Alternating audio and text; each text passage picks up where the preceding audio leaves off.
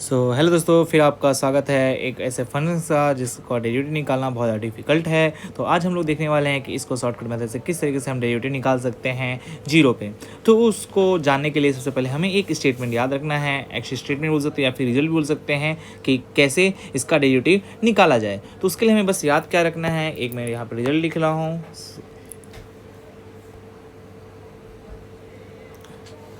Yes, तो ये हमारा एक रिजल्ट है। अब रिजल्ट क्या है पहले उसको थोड़ा जानते हैं कि एक कोई अगर हमारे पास कोई फंक्शन है एफ ऑफ एक्स जो है f one x into f two x up to into f n x, जहाँ पे सारे functions f one x f two x up to f n x all are differential function है at A पे। और हमें ये पता चल गया कि फंक्शन एफ वन जो है वो ए पे जीरो हो रहा है। तो डायरेक्टली अगर मुझे फंक्शन का डेरिवेटिव एफ का डेरिवेटिव ए पे अगर मुझे निकालना हो तो वो ए पे जो डेरिवेटिव होगा वो हमारा कैसे निकाल सकते हैं। फंक्शन f1 का बस डेरिवेटिव निकालना है, जो फंक्शन a पे जीरो रहता है उसका डेरिवेटिव निकालना है a पे। बाकी f2a फिर f3a f4a up to dot dot up to fna, मतलब सारे बाकी के फंक्शंस में a as it is put कर देना है। ये क्यों होता है, ये बेसिकली इसका रीज़न क्या है कि जब भी अगर हम लोग ये चेन रूल यूज़ करें like sorry not chain rule, u into v rule अगर हम लोग यूज़ करेंगे तो यू इंटू वी रूल में हमारे पास क्या जाता है कि हम क्या करते हैं एक फंक्शन को ऐसे ऐसे रखते हैं, बाकी सबका डेरिवेटिव लेते हैं।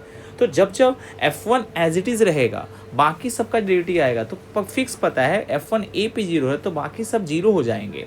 तो बचेगा कौन सा टर्म, बचेगा सिर्फ वही टर्म जहाँ पे हम लोग सिर्फ फंक्शन f1 का डेरिवेटिव ले रहे हैं but function f1 as it is नहीं आ रहा है, राइट। तो सिर्फ वही टर्म बच जाएगा जहाँ पे हमने सिर्फ फंक्शन f1 का डेरिवेटिव लिया है, वही वाला डेरिवेटिव वाला टर्म बचेगा। बाकी जहाँ जहाँ फंक्शन f1 का डेरिवेटिव नहीं लिया गया है वो सारे टर्म्स क्या हो जाएंगे, जीरो हो जाएंगे।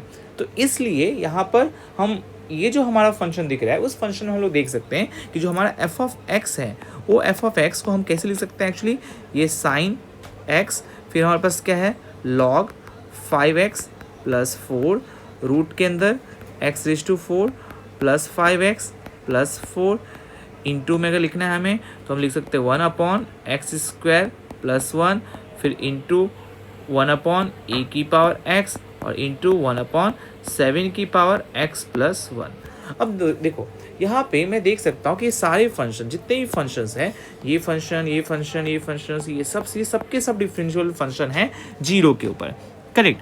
अब यहाँ पे साइन ये जो फंक्शन है ये फंक्शन जीरो पे जीरो दे रहा है। तो अगर मैं इस तरीके से अगर ये ऊपर वाला मैं रिजल्ट का यूज़ करूँ तो उसमें क्या करना है, साइन ये वाला पार्ट जो है जीरो पे जीरो दे रहा है, बाकी सब लॉग है, बाकी जितने भी फंक्शन है वो जीरो पे हमारे पास जीरो होने, एक्चुअली उससे हमें कुछ फ़र्क भी नहीं पड़ता।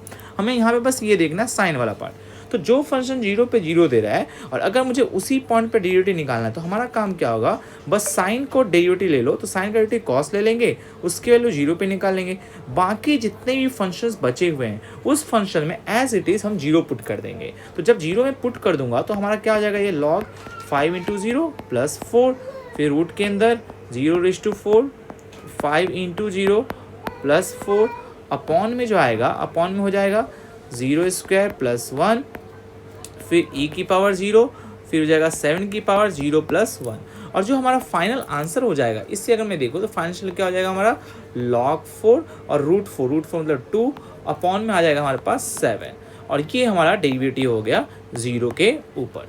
तो ये अगर हम थोड़ा लॉजिक यूज़ करें तो शॉर्टकट के से हमारा डेरिवेटिव 0 पे निकाला जा सकता है। अगर मैं यहाँ पे long cut u into v rule अगर मैं उस तरीके से मैं सोचता तो ये बहुत ज़्यादा डिफ़िकल्ट हो जाता। तो आई होप आप सबको ये समझ में आया होगा। तो इसी तरीके के और भी वीडियोस देखने के लिए हमारे चैनल को लाइक एंड सब्सक्राइब कीजिए।